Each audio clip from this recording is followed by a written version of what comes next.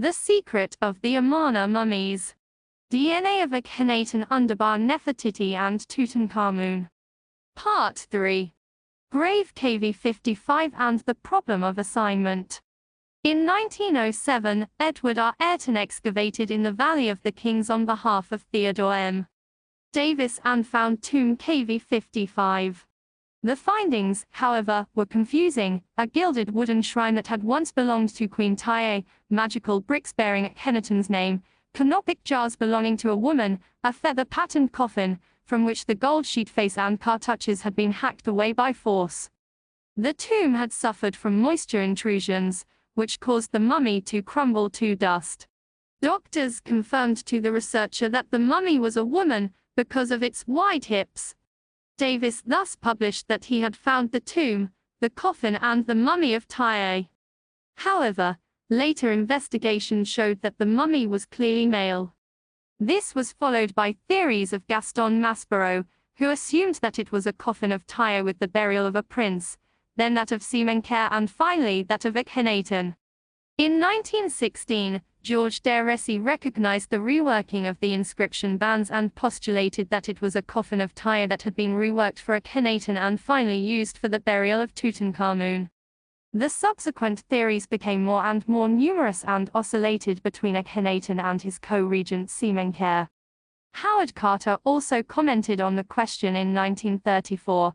For him it was the coffin of a woman from the royal family that had been reworked for Akhenaten and also used secondarily by Akhenaten. His theory is therefore still correct today. From the 1960s onwards, Merititen and the newly discovered concubine, Kia, came into play. Since then, it has mostly been suggested that a coffin for Kia was reworked and used either by Semenchkhere or Akhenaten. To this day, however, the question of who the coffin was originally made for remains controversial. The fact is that the face and the cartouches on the coffin were removed by force. In addition, the burial in KV55 is a secondary emergency burial, using a wide variety of burial ensembles from different people from the Amarna period. The Nubian wig appears inconsistent with the rest of the coffin and does not appear royal. The uraeus on the forehead and the god's beard could have been added secondarily. The inscription on the base plate was demonstrably changed. However, a female determinative was accidentally left.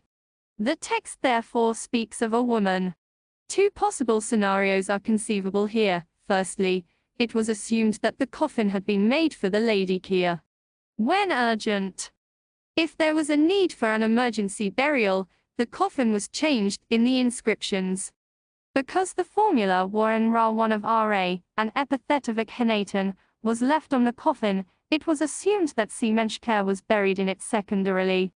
This appears to have been proven wrong today. The theory currently needs to be modified. It was a coffin belonging to Kaija, which was used for Akhenaten's second burial. Therefore, the text spoken by Kaija on the footplate was also changed, with the new text becoming a bit bumpy. In 2001, Alfred Grimm put forward the strongly contradictory theory that the coffin was originally made for Akhenaten. For him, the Nubian wig is not an indication of a woman, as this type of head covering was worn by both sexes. The text spoken by a woman is explained differently. Traditionally, Isis is depicted at the foot of the bed. In the Amarna period, the women of the royal family took on this role of goddesses. Thus, Kia would have spoken the text for her husband Akhenaten. The medium feather pattern coffin and the small miniature coffins of Tutankhamun have long been considered to be duplicates taken over from his predecessor in Khepru Ra throne name Semenchkhere. Since the mummy in KV55 must now be considered Akhenaten and all evidence of the young man Semenchkhere has disappeared, one can see Queen Nefertiti in Semenchkhere in her new role as successor to her husband. She was therefore probably the original owner of the feather pattern coffin in Tutankhamun's tomb and of Tutankhamun's miniature coffins.